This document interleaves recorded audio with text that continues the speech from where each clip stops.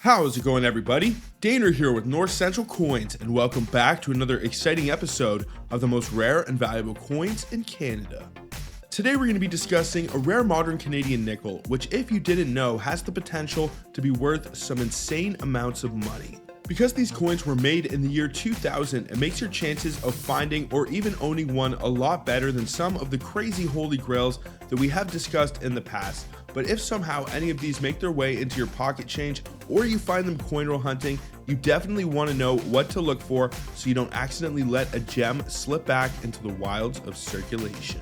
In this video, we will explore the historical context surrounding the production of this rare and valuable Canadian 5-cent coin and delve into why it holds such importance in numismatic history.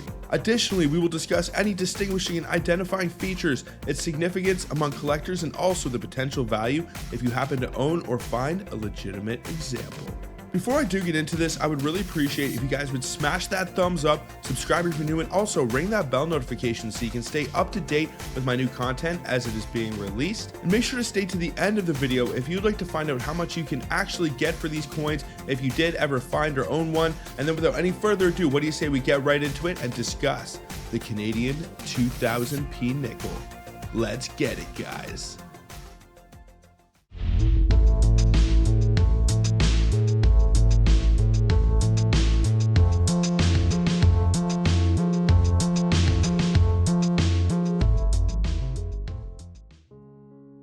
The Canadian Mint's transition to multiply plating technology in the year 2000 marked a significant shift in the production of Canadian circulation coinage.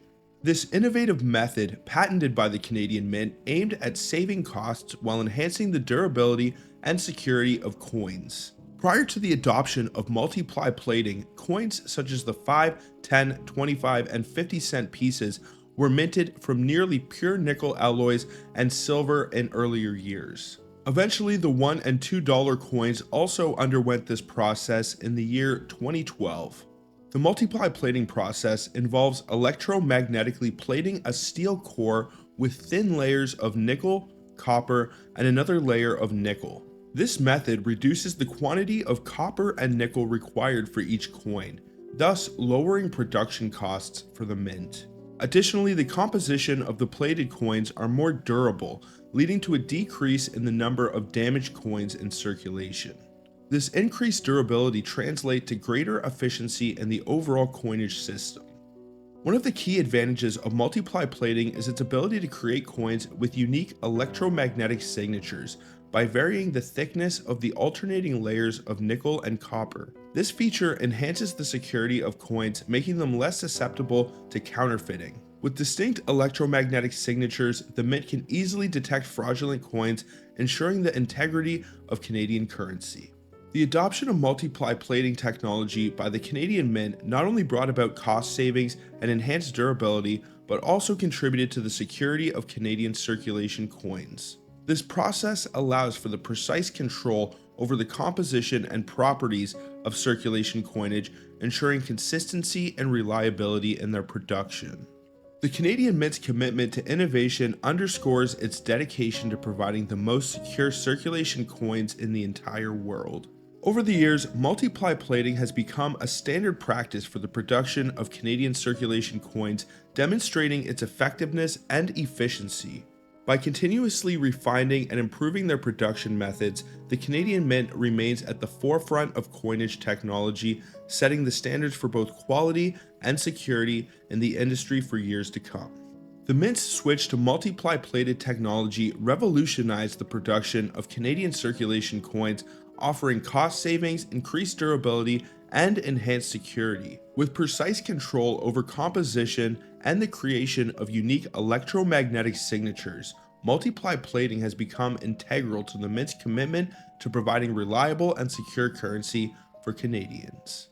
Now, what do you guys say that we discuss the coin that you are all here to find out about? The 2000p Canadian nickel stands out as a rare and highly sought after coin among collectors due to its distinct characteristics and also limited mintage. Unlike its more common counterpart, the 2000 nickel without a P or composition mark, the 2000p Canadian nickel can be identified by locating a small P mint or composition mark underneath Queen Elizabeth II's bust on the obverse side of the coin. This subtle yet incredibly important marking sets it apart and adds to its overall rarity.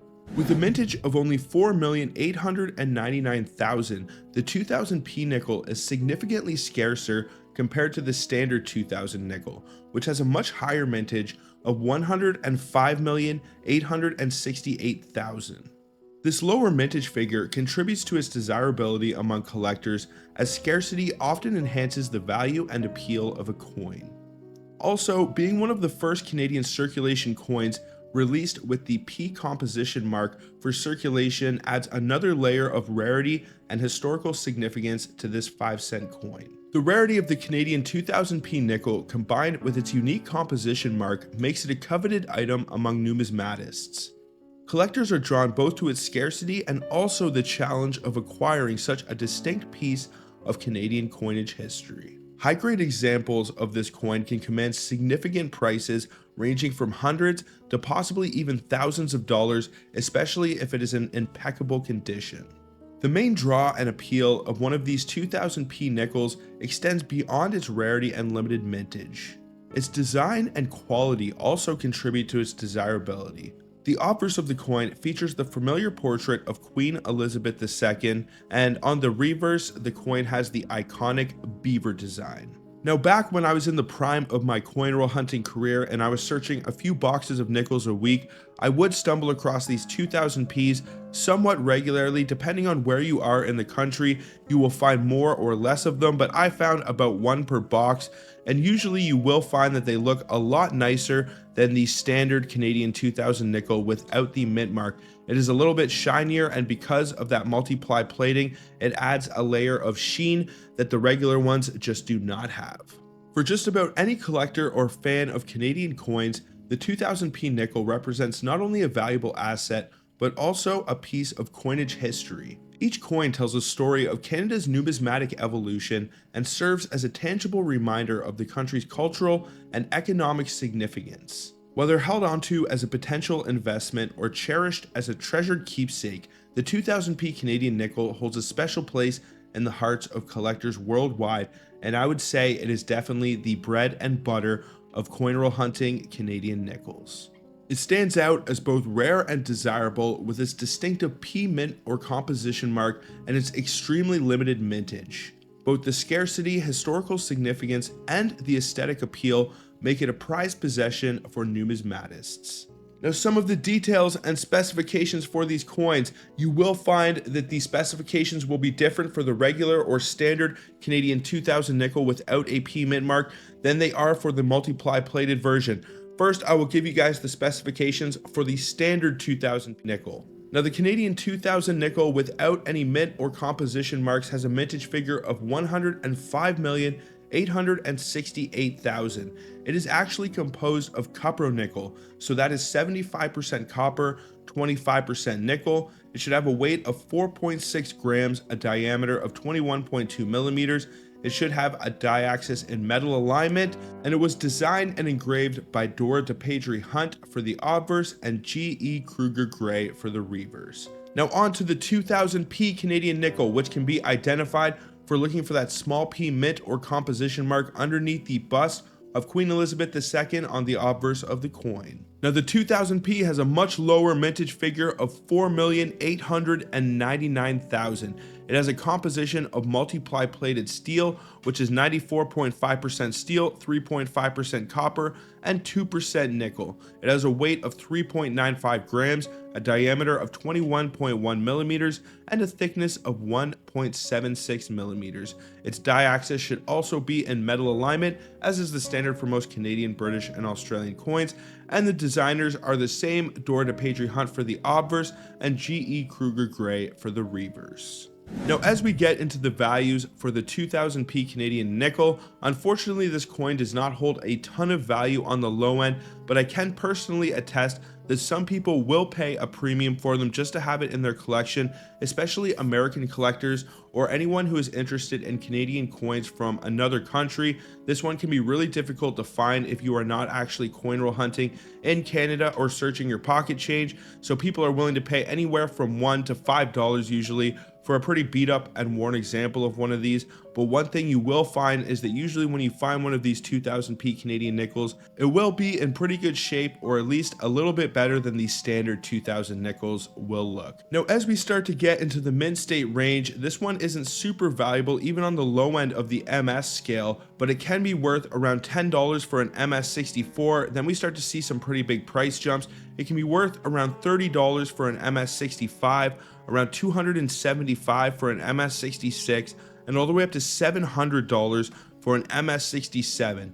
Now, it will be really difficult to score that high grade, but if you are able to obtain that, even if you find an uncirculated roll of 2000Ps, you might just hit the jackpot. If it does score any higher, an MS68 or 69, I don't doubt that you could easily get $1,000. This is a super rare coin, and even though it is somewhere around 24 years old as I am making this video, finding them in circulation in a high mint state just doesn't happen too often, so always keep your eyes open because you never know what you can find in your pocket change.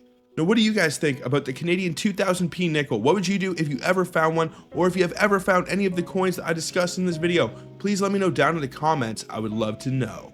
Also, I would really appreciate if you guys would smash that thumbs up, subscribe if you're new, and also ring that bell notification so you can follow along with my new content as it is being released. But I think that is pretty much going to do it for this one, folks. So until the next one, everybody, peace out and have a good one, y'all.